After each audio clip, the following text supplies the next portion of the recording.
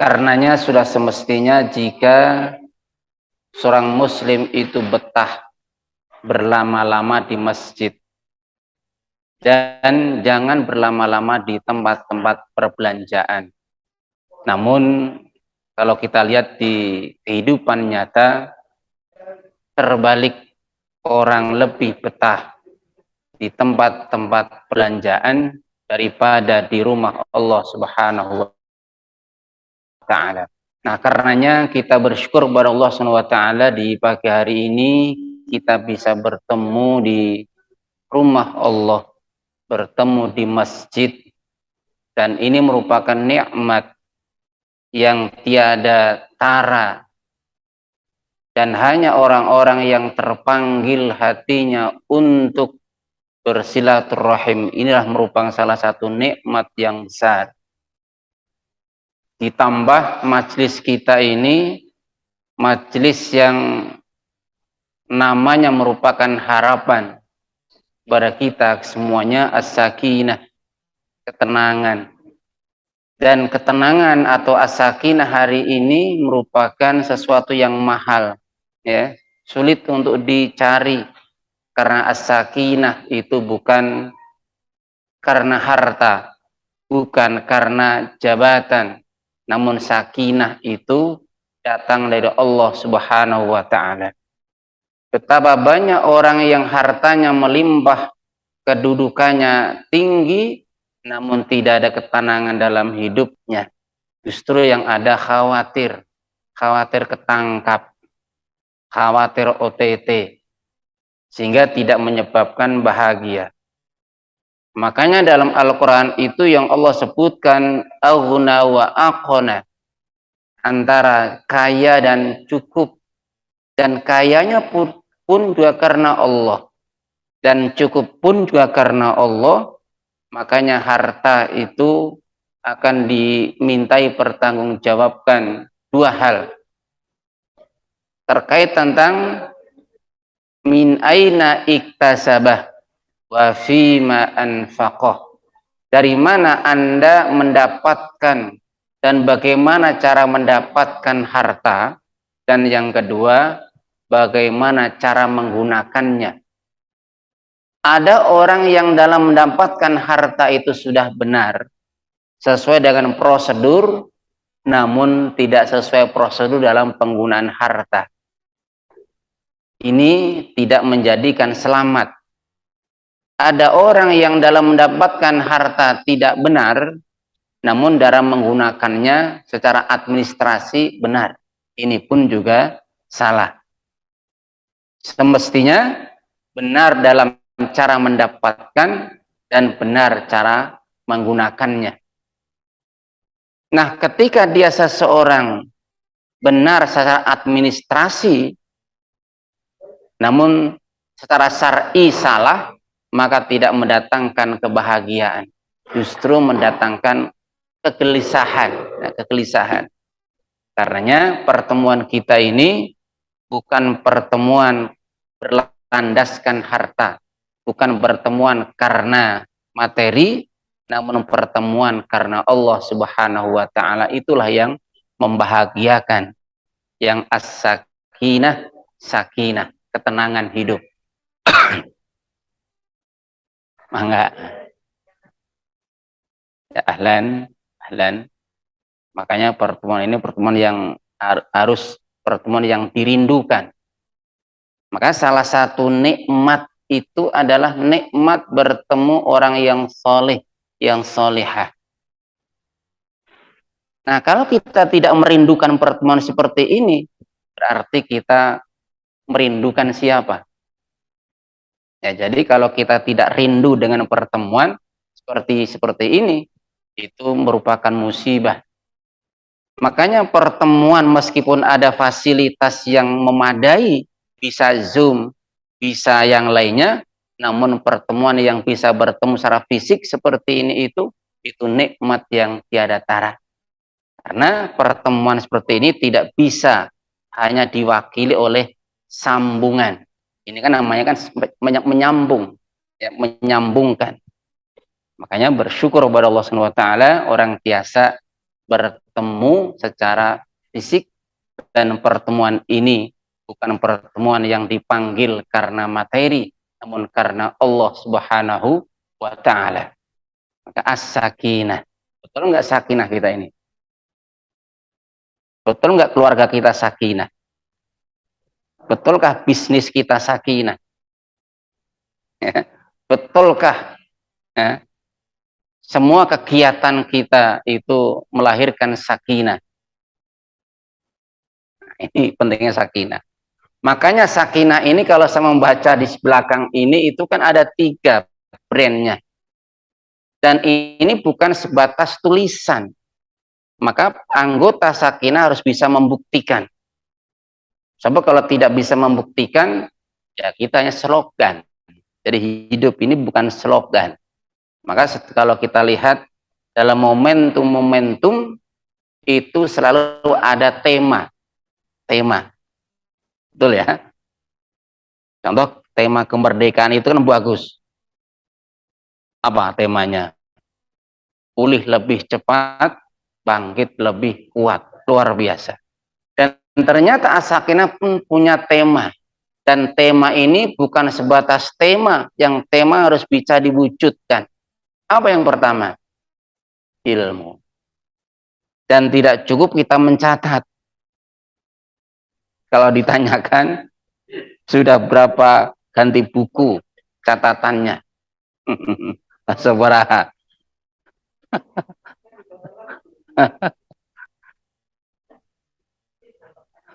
Kan as-sakinah ini kan sudah berapa tahun? Berapa tahun? 2007. Nah, berarti 15 tahun ya, 15 tahun. Anak sekolah itu kan setiap tahun ganti buku. Berarti kalau 15 tahun berarti sudah 15 kali ganti buku. Ya kan? Nah, ternyata tidak cuma hanya kita catat. Yang kedua apa? Amal. Nah, amalkan. Dan tidak cuma hanya kita amalkan, ada yang ketiga. Apa di situ? Syiar. Berarti kita belajar ini, kita menambah ilmu ini bukan hanya kita amalkan saja, namun kita punya kewajiban. Apa kewajiban? Menyampaikan. Menyampaikan. Karena nanti di hari kiamat tidaklah anak Adam itu dia melangkahkan kaki sampai dia bisa mempertanggungjawabkan. Nah, salah satu yang akan diminta pertanggungjawab tentang ilmu. Sudahkah ilmu yang kita dapatkan, kita amalkan dan kita ajarkan, kita dakwahkan? Nah, berarti semestinya setiap pertemuan itu harus bisa mengajak satu orang, berikutnya satu orang, berikutnya satu orang. Karena jumlah kita ini bukan jumlah yang pasti. Pastinya adalah berkurang. Pasti berkurang. Ya kan? Karena kematian. Kematian kan pasti. Nambahnya belum tentu. Nah, karenanya syiar itu artinya mendakwahkan. Jadi harus sampai kita bisa mampu mengajak. Sampai kapan kita batas mengajaknya? Sampai kematian. Makanya Allah perintahkan isbiru wasobiru. Sabar itu ada batasnya tidak? Tidak ada. Ada batasnya. Apa? Kematian. Jadi kalau kita sudah meninggal, ya selesai tugas kita. Selama kita masih ada nafas, kita masih punya kewajiban mengajak. Makanya datang dengan dulu di kursi itu lebih baik daripada kita hanya lewat Zoom. Ya, datang meskipun gonta-ganti posisi duduknya karena encok, karena rematik, karena apa? Nah, walaupun dengan bersandaran di tembok, kadang-kadang dengan tangan kiri ganti tangan kanan, selonjoran, itu lebih baik daripada Zoom. Ya kan? Ya kan? Kan kalau yang tertulisnya 40 orang, yang datang berapa puluh orang. Nah, maka yang hadir lebih baik daripada yang lewat Zoom. Makanya pertemuan ini merupakan pertemuan yang harus dirindukan. Nah, karenanya perkaitan tentang persaudaraan itu merupakan satu nikmat, ya, nikmat yang harus senantiasa kita jaga, kita rawat, ya, kita jaga, kita rawat. Nah, baru kita jaga karena bisa jadi pertemanan, persaudaraan, persahabatan itu yang jika landasannya materi, maka jika dia tidak mendapatkan pasti kecewa, kecewa, ya, kecewa. Bahkan ketika yang satu dapat, yang satu tidak dapat, tidak sama yang didapatkan, itu juga bisa kecewa. Ya, misalnya, ibu dapatnya air, kok kecil, saya dapatnya besar. Ya kan? Itu bisa kecewa kalau seandainya tidak sama, itu baru masalah air. Coba dipraktekannya nanti, Bu Aida kan.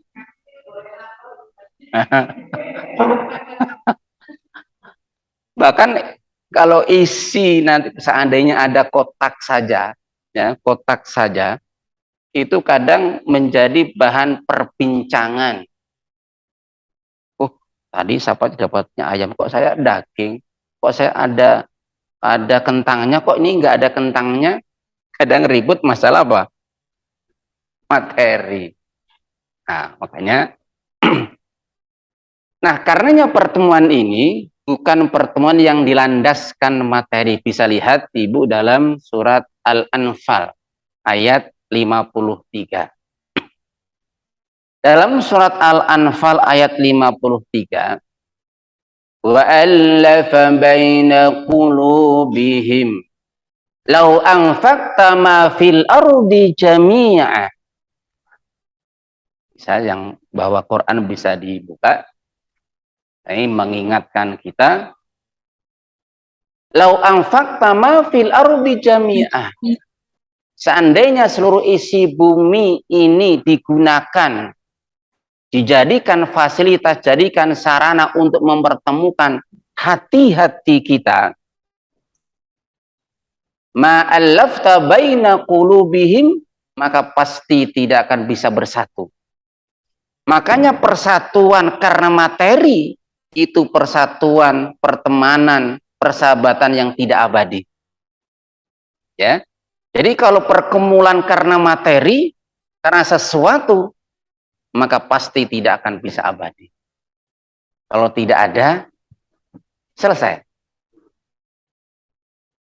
Sama dengan membangun rumah tangga. Kalau membangun rumah tangga itu karena fisik, maka berakhir rumah tangganya.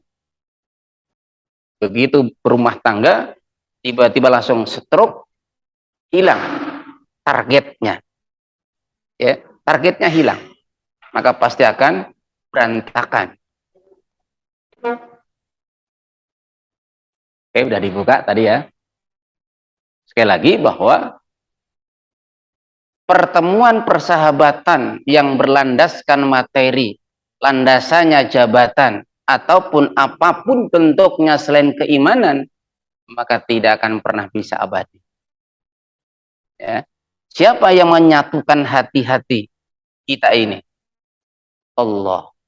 Maka di situ kemudian disampaikan, walakin Allah allafa bainahum. Jadi Allah lah yang mempertemukan ini. Allah lah yang menyatukan persahabatan ini. Nah, kalau persahabatan, pertemanan itu karena materi, karena jabatan, jika tidak ada keduanya, berakhir. Namun jika pertemanan, persahabatan karena Allah, maka persahabatannya sampai di surga. Ya, sampai di surga. Walladzina amanu wattaba'athum dzurriyyatuhum biimanin. Biimanin. Jadi syaratnya landasannya iman. Maka alhaqona bihim dzurriyyatahum, akan Allah pertemukan lagi nanti di surga Allah Subhanahu wa taala.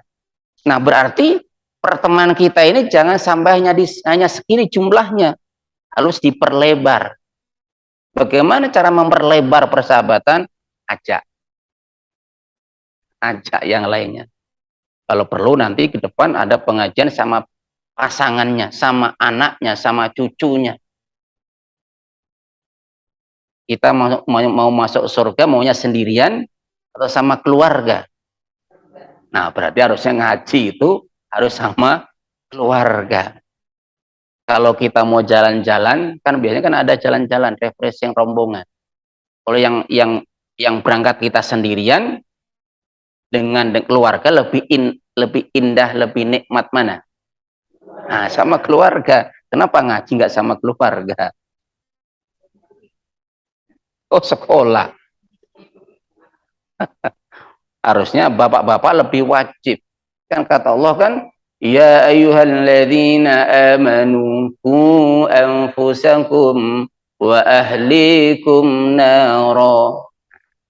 Ketika sudah qabiltu nikahaha, maka wajib bagi suami mendidik istri, mendidik anak.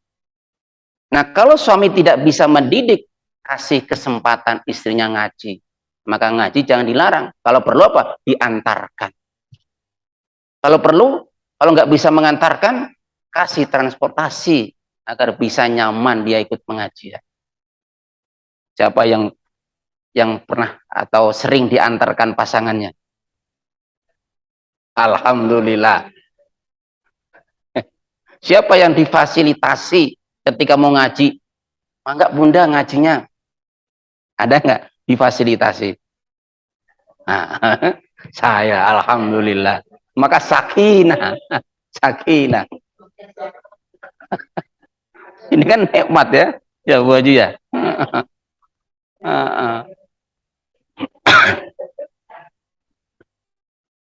Ya mudah-mudahan tersinggung. Mudah-mudahan yang di rumah tersinggung. Sengaja menyinggung. Maka para suami mudah-mudahan tersinggung. Karena yang wajib pertama siapa? Suami. Kan ku anfusakum wa ahlikum nar. Nah, kalau kita lihat kemudian silakan dibuka dalam surat Ali Imran 103. 103. Makanya temanya kan indahnya persahabatan. Persahabatan itu menjadi indah jika persahabatannya landasannya iman.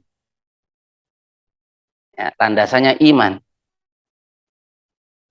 Nah, kalau landasannya iman, maka dia akan dirindukan, merindukan. Ada satu kisah, ada seorang laki-laki, dia sedang berjalan, hendak bersilaturahim kepada sahabatnya. Kemudian Allah perintahkan seorang malaikat untuk menemuinya. Nah, setelah bertemu di perjalanan, maka ditanyalah laki-laki tadi, kamu hendak kemana? Bunda mau kemana? Kau naik mobil sendirian. Ya kan? Langsung jemput bunda satu lagi kan? Mau kemana? Kok pagi-pagi keluar? Mungkin kan ditanya kan? Ternyata laki-laki ini ketika ditanya, engkau hendak kemana? Aku hendak silaturahim ke rumah sahabatku ini. Apakah kamu datang ke rumahnya karena materi? Ada suatu keuntungan? Ya. Kalau kita datang ke sini, ada keuntungan yang kita dapatkan. Atau karena ada snacknya? Oh, nggak ada, belum datang ya. Nah, ternyata laki-laki ini ketika ditanya oleh malaikat, apakah engkau datang ke rumah kerabat sahabatmu itu karena ada keuntungan yang kamu dapatkan? Atau karena bisnis? Atau karena menagih utang? Atau karena yang lainnya? Ternyata laki-laki ini ketika ditanya seperti itu, dia mengatakan, tidak. Aku datang kepadanya karena cintaku karena Allah.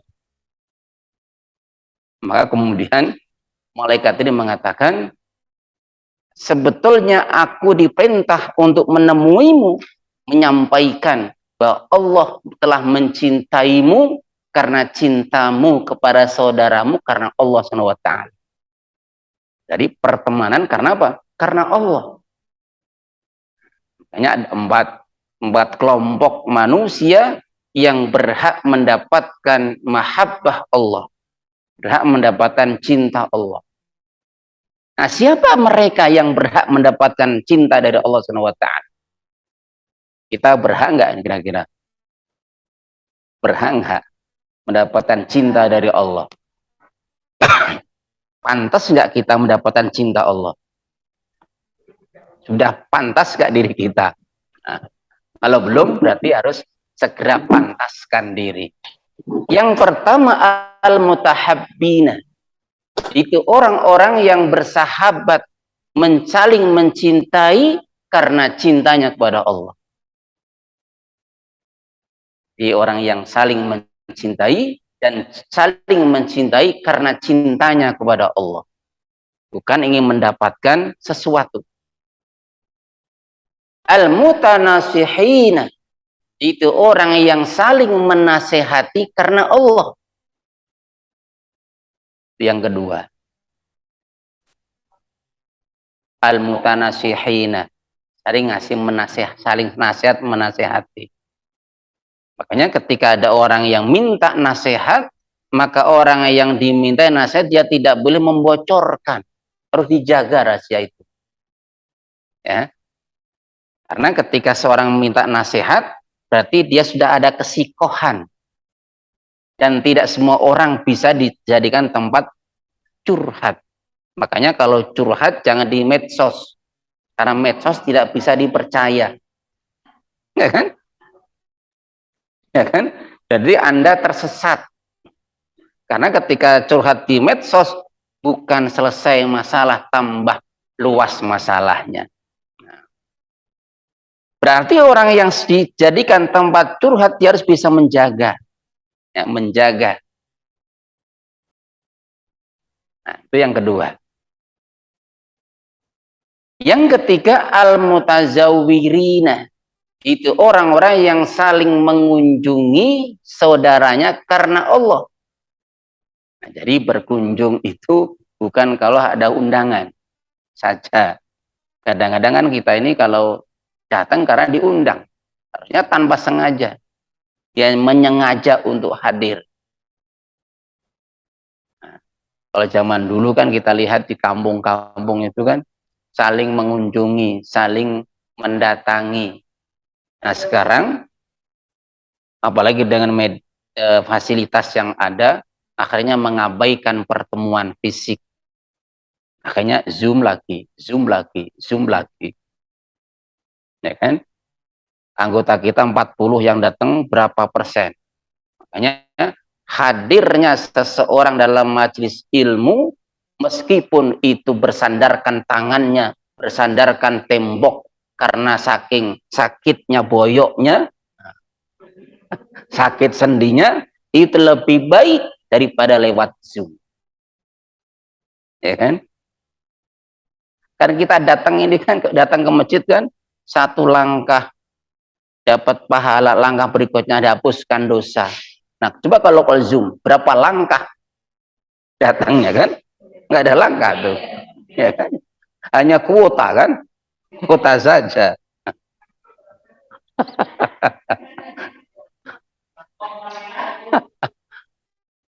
Jadi ini nikmat, maka ini harus dijaga. Nah, kemudian al-mudabaddilina yang keempat, saling ngasih hadiah, saling berbagi. Nah, berbaginya bukan tujuan agar bisa mendapatkan sesuatu. Nah, namun dia betul-betul sengaja dia berbagi. Dan berbagi bukan mesti besar. Ya. dengan kita membawa permen saja, itu juga sudah bagian daripada memberi. Bahkan kita senyum saja kan sedekah. Ya, kita senyum saja sedekah. Yang penting senyumnya tidak sendirian. Nah, itu bahaya. Ya, tidak kalau sendirian nanti orang, oh, ini kok guyang-guyu, senyum sendiri sih di pojokan sana. Jadi yang penting ada lawan senyumnya. Jadi mah bahaya itu harus dicek ya, harus dicek. Makanya kalau di rumah harus sering tersenyum dengan pasangannya, dengan anaknya, dengan cucunya ya. Yang punya cucu. Ya, kan ada orang yang senyum dengan boneka kan? Bahaya juga itu. Bahaya juga. Nah, kita lihat dalam Ali Imran ayat 103. Wa'tasimu bihablillahi jami'a. Ini semua merupakan perintah dari Allah Subhanahu wa taala. Wa'tasimu bihablillahi jami'an wa la tafarraqu. Wadhkuru ni'matallahi 'alaikum idh kuntum a'da'a. Wa'tasimu, kata Allah, berpeganglah kalian bihablillahi, dengan agama Allah. Wala tafarraqu, jangan kalian bercerai-berai, jangan kemudian pundungan, jangan mutungan. Nah, ini kan bahaya. Kalau dalam bahasa sederhana kan mutung. Ya kan? Kalau bercerai-berai itu kan sudah besar. Nah, ketika kita mudah tersinggung, mudah kayaknya mutung, akhirnya melepaskan dari pertemuan. Akhirnya apa? Nggak datang sekali, jarang datangnya, lama-kelamaan seterusnya. Nah, bahaya kan? Bahaya. Itu kan bisa jadi berangkat dari satu hal. Makanya kita senantiasa berdoa kepada Allah agar hilangkan dari rasa ghil. Ghil itu kan dari hati. Ya, sedikit tersinggung. Akhirnya tadinya duduknya berdempetan, lama-lama pindah duduknya karena tersinggung. Akhirnya apa? Oh, izin, alasannya ada tamu. Kenapa nggak diajak sekalian tamunya kan? Coba ada ajak sekalian, kalau lebih indah. Ada aja alasannya. Akhirnya bolong-bolong. Setelah bolong-bolong apa? Ah, nggak datang. Ah, zoom aja lah. Akhirnya zoom kan. Nah, ketika zoom keenakan, akhirnya apa? Ah, males. Dan seterusnya. Akhirnya apa? Terputuslah persaudaraannya. Nah, maka dalam pertemuan, dalam persahabatan itu kan ada saja gesekan. Dan setan tidak ingin manusia itu bersatu. Ya, tidak ingin setan itu manusia bersatu. Bagaimana caranya? Berbagai macam cara. Dari kanan, dari kiri, dari depan, dari belakang. Maka setan itu kan merupakan makhluk yang tidak pernah menyerah. Tidak pernah menyerah. Sampai manusia itu sedang sakaratul maut saja masih dideketin. Ya, masih dideketin. Kalau sudah meninggal, nah baru selesai. Dia tidak akan musik-musik lagi. Halo? Halo? Mangga sambil diminum, biar tak segar dulu. Nah, kalau nggak diminum nanti saya kasih contoh dulu. Karena saya haus ya.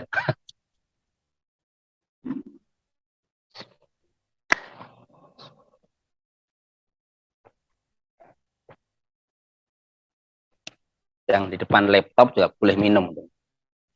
Jadi kalau minum, lepas maskernya. Baru diminum ya. Kan ada masker yang ada langsung dibuka gitu. tetap enak. Nah, wa'tasimu bihablillahi jami'an wa la tafarraqu. Kemudian Allah mengingatkan di situ, wadhkuru ni'matallahi 'alaikum. Ingatlah. Jadi diingatkan di sini. Wadhkuru ni'matallahi 'alaikum, dan ingatlah kalian akan nikmat Allah yang Allah berikan kepada kalian. Idh kuntum a'da'a, saat masa jahiliyah dulu kan bermusuhan. Sebelum kita ngaji, bisa jadi kita mudah tersinggung. Dikit-dikit, apa itu bahasa anak mudanya? Baperan. Nah, baperan. Jadi ibu suka baperan nggak ini? Kan ini kan sudah, kita kan rata-rata sudah kepala berapa ini? Kepala 6. Maka kalau udah kepala 5, kepala 6 itu jangan banyak baperan. Baperannya kepada siapa? Allah Subhanahu wa taala. Maka diingatkan di sini, wadhkuru ni'matallahi 'alaikum id kuntum a'da'a. Ingat saat kita belum mengaji, ya.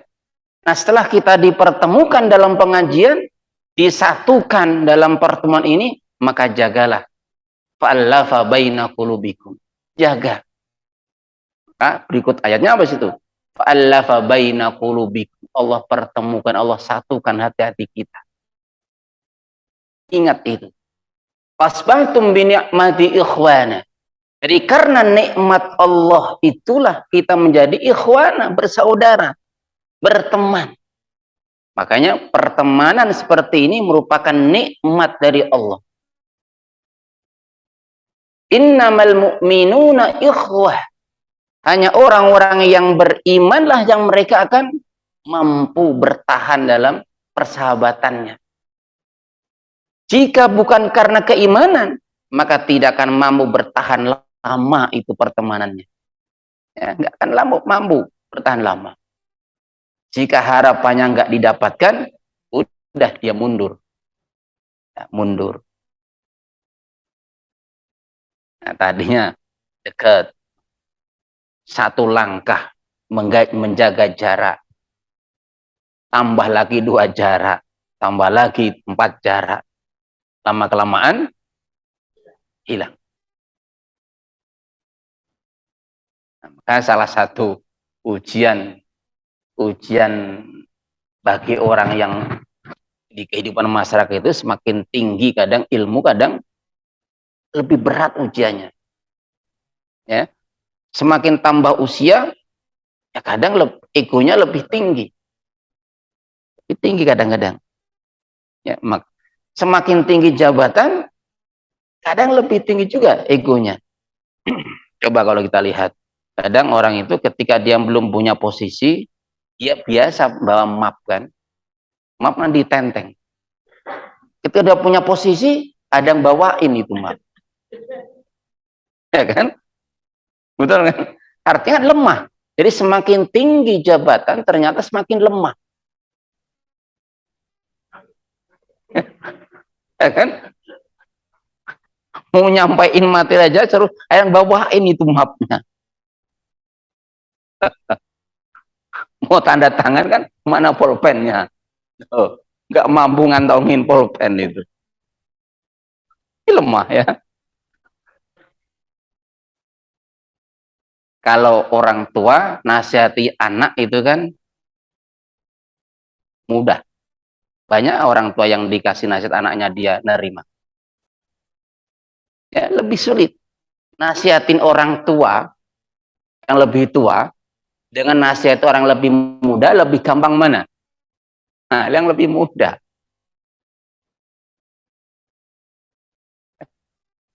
Kita ingat ada satu kisah. Ada seorang pejabat. Kalau sekarang bahasanya pejabat ya. Ada seseorang yang ketika dia pulang ke rumah siang hari, dia kemudian tidur.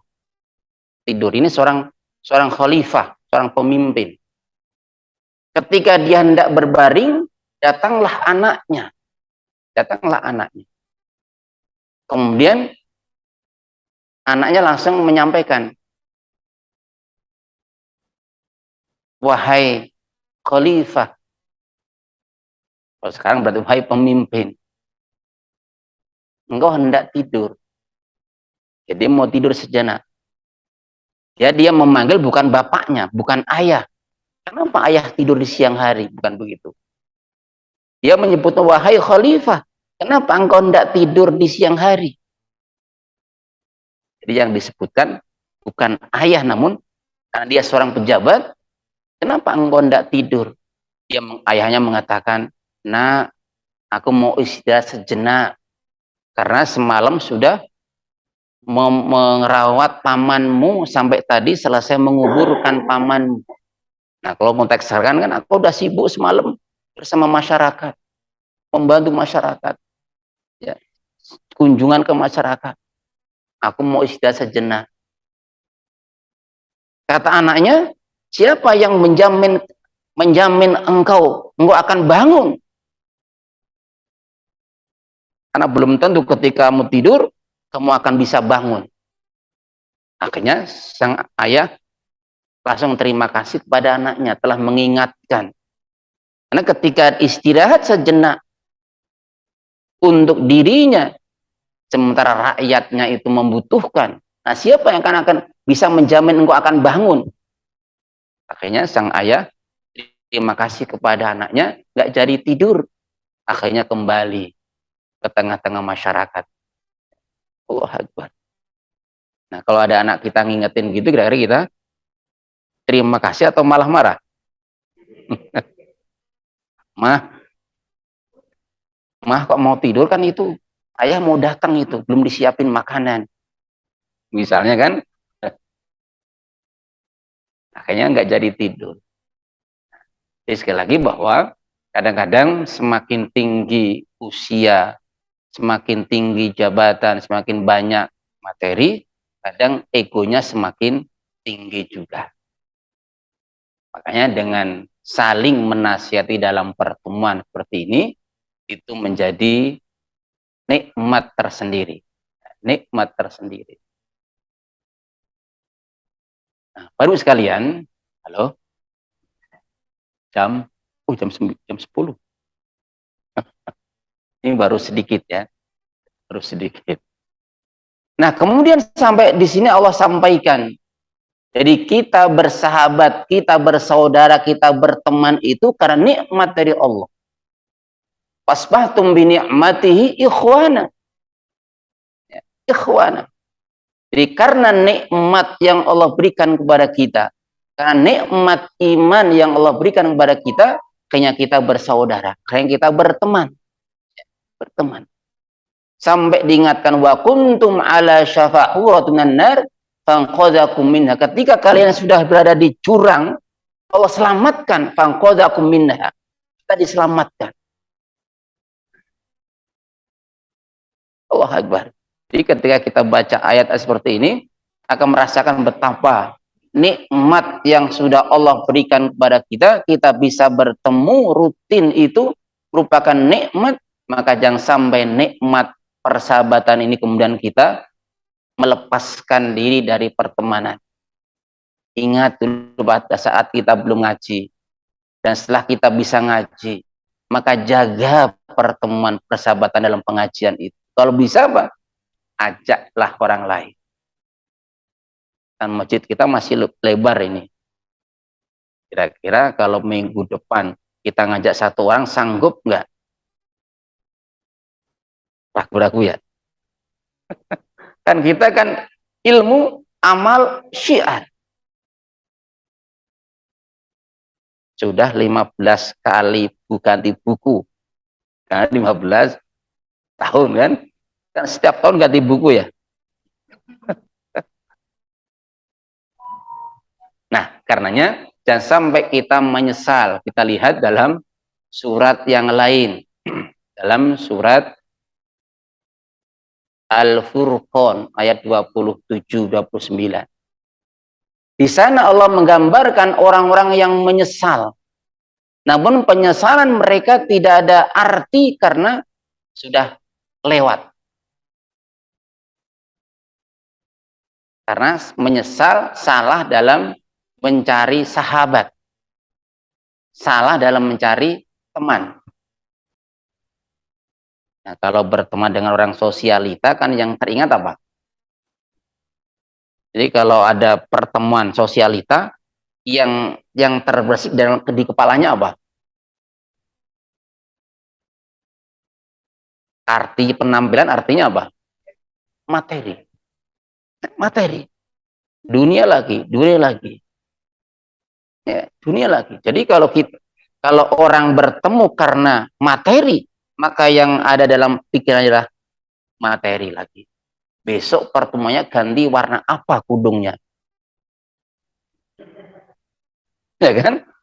Kadang-kadang sampai Anda di besok pertemuan ini pakai seragam warna ini. Besok lagi ganti ini.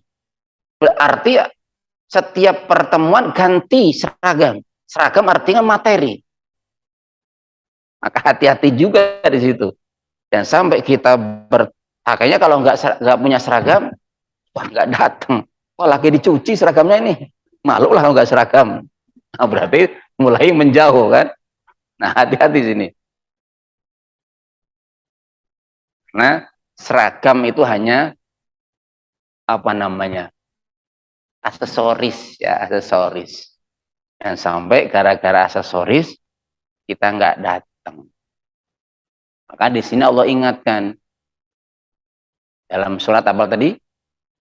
Al-Furqan. Udah ketemu ya?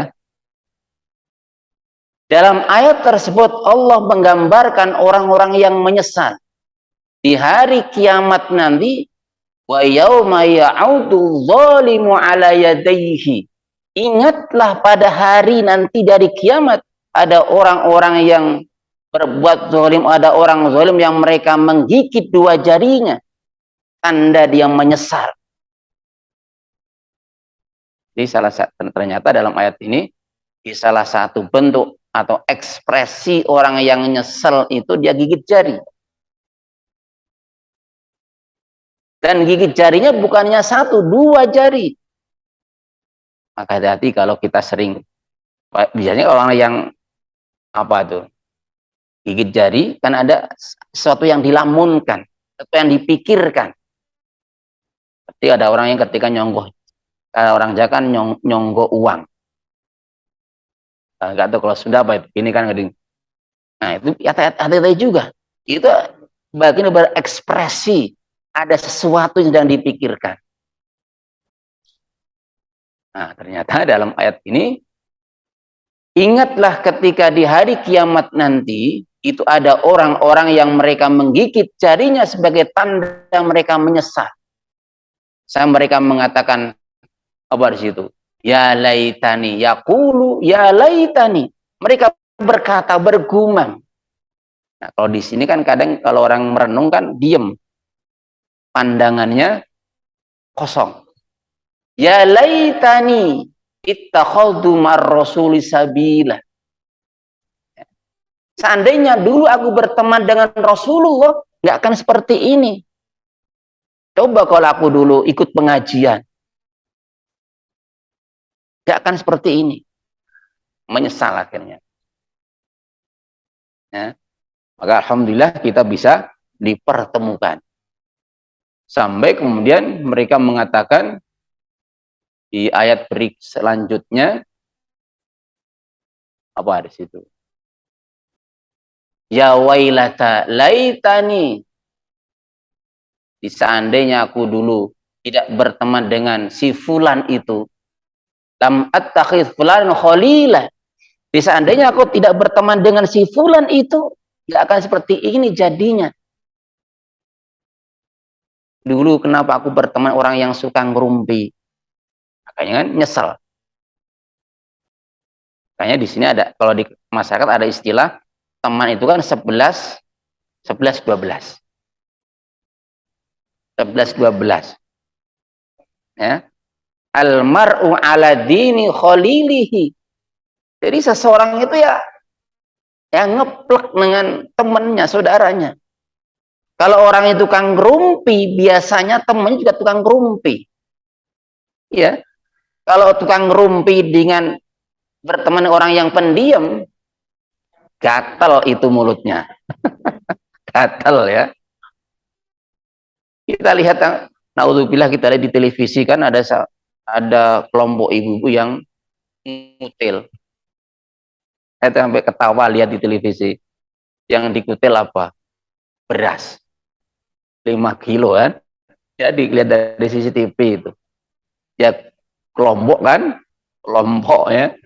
Bawa mobil datangnya kan, bawa mobil. Datang yang dua ngelabuhi pelayannya, yang di belakang datang langsung mendekatin tumpukan beras, diambil langsung masukin di bajunya. 5 kilo kan lumayan. Jalannya kan susah juga tuh. Nah, berarti kan 11-12 itu. Nah,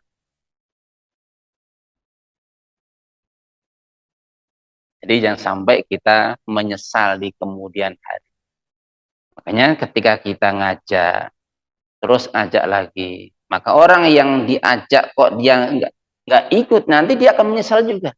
Coba kalau aku mau diajak ke Asakina, ya, diajak ngaji, dijemput lagi, masa dijemput nggak mau? Maka nanti kalau bunda nanti, kalau mobil itu kan paling nggak 4 orang, jemput temennya kan, tambah pahala nggak? Tambah pahala itu, daripada mubazir kan, ya kan? Itu luar biasa. Jadi kalau kita nikmati, oh, betapa ini kalau daripada kita sendirian, jadi berempat, berarti kan pahala kita kan berarti 4 ya, 4 kan ya, 4. Nah karenanya dalam ayat yang lain, dalam surat An-Nisa ya, di situ. Nah, siapakah orang-orang yang layak untuk kita jadikan teman? An-Nisa 69. Kalau tadi Al-Furqan 2729 tentang gambaran orang-orang yang menyesal nanti di hari kiamat karena salah dalam mencari teman. Nah, ibu nyesal nggak berteman di Asakina? Oh, enggak kan? Mau nambah teman lagi nggak? Berarti ngajak. Insya Allah kan. Nanti ibu apa nih, ya, dari Palembang. Berarti minggu depan siap ngajak berapa nih?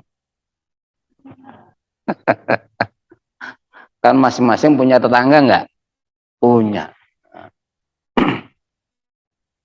Nah, dalam surat An-Nisa, di sana kita diberikan panduan siapakah yang hendaknya kita jadikan teman. Wa hasuna ulaika rafiqa. Di ujung ayatnya, wa hasuna ulaika rafiqa. Itulah teman-teman yang terbaik. Itulah sebaik-baiknya teman. Nah, siapa mereka yang menjadi teman yang terbaik bagi kita? Yang Allah sebutkan dalam ayat-ayatnya. Wa may yuti'illaha war rasul fa ulaika ma'alladzina an'amallahu 'alaihim minan nabiyyin. Yang pertama, para nabi. Artinya apa? Mengikutin ajarannya, ikutin ajarannya. Karena antama aman ahbabta, Anda nanti itu akan bersama orang yang Anda cintai. Jadi kalau kita mencintai Rasulullah, maka nanti akan bersama Rasulullah. Bagaimana cara kita mencintai Rasulullah? Ikutin ajarannya. Berarti kita berteman dengan Rasulullah Shallallahu Alaihi Wasallam dengan apa? Ikutin ajarannya. Kesukaan Rasul apa? Laksanakan. Yang nggak disukai apa? Tinggalkan. Berarti kita menjadikan Rasul sebagai orang yang kita cintai, maka nanti kita akan bersama orang yang kita cintai. Minan nabiyyin. Yang kedua siapa? Siddiqin, orang-orang yang jujur, orang-orang yang cinta kebaikan, yang mencintai orang yang mencintai kebaikan. Wasiddiqin. Makanya apa itu? Orang yang suka bohong juga biasanya teman juga suka pembohong. Maka tadi saya sebelum berangkat ke sini, saya menyelesaikan satu tulisan tadi itu judulnya merencanakan kejahatan. Nah, karena kondisi artinya kan yang terbaru itu kan merencanakan kejahatan. Ternyata ketika kita buka, luar biasa itu akibat buruknya. Jadi kalau orang merencanakan kejahatan dan di dunia dia tidak ketahuan, di akhirat tidak akan pernah dia mengelak dari perencanaan tersebut. Ya. Ketika dia akibat dari orang yang merencanakan sampai dia melakukan sebuah kejahatan, maka akibatnya itu sistematik. Bukan hanya dirinya yang merasakan akibat dari rencana jahat, kata keluarganya, organisasinya akan mendapatkan dampak buruknya. Masyarakat akan mengucilkan. Bahkan balasan sosial itu lebih menyakitkan. Kalau penjara paling berapa tahun? Namun kan hukuman sosial itu kan bisa seterusnya sampai mati masih bisa terbayangkan, melekat akhirnya, melekat. Ya, contoh misalkan kalau Fir'aun itu kan melekat kan, ya kan? Coba ada nggak orang yang mau mengambil namanya dari manggil nama dia? Itu ada anak lahir, dia kasih nama Fir'aun. Ada nggak? Nggak ada kan? Ada nggak mau ngambil nama anak untuk cucunya Abu Lahab? Nggak ada. Artinya kan hukuman sosialnya melekat sampai kiamat itu. Bukan itu penyiksaan. Ya, itu lebih jahat, lebih menyakitkan. Nah, maka jadi ternyata kalau kita lihat ketika orang memahami akan akibat yang dilakukan hanya baru sekedar perencanaan, itu luar biasa dampaknya. Itu baru di dunia. Di akhirat pasti lebih daripada itu. Yang berikutnya apa? Wasyuhada. Ya, wasyuhada. Harus berteman orang-orang yang mati syahid. Orang yang mati syahid itu kan berarti apa kebiasaan baiknya. Nah, maka ada orang yang syahid ini biasanya punya dia amalan istimewa. Amal-amal rahasia.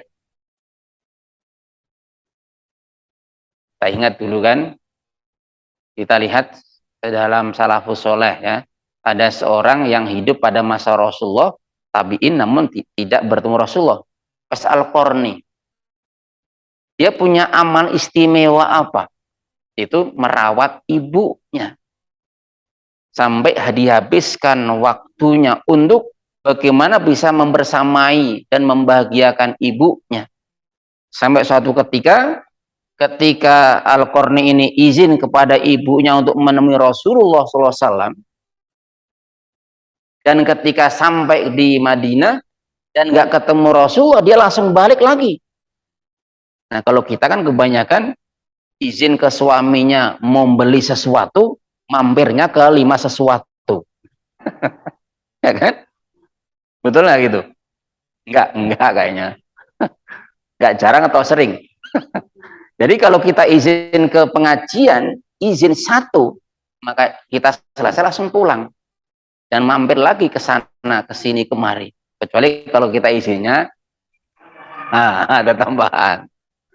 Ternyata Al-Qarni kan izinnya mau ketemu Rasulullah, nggak ketemu langsung balik.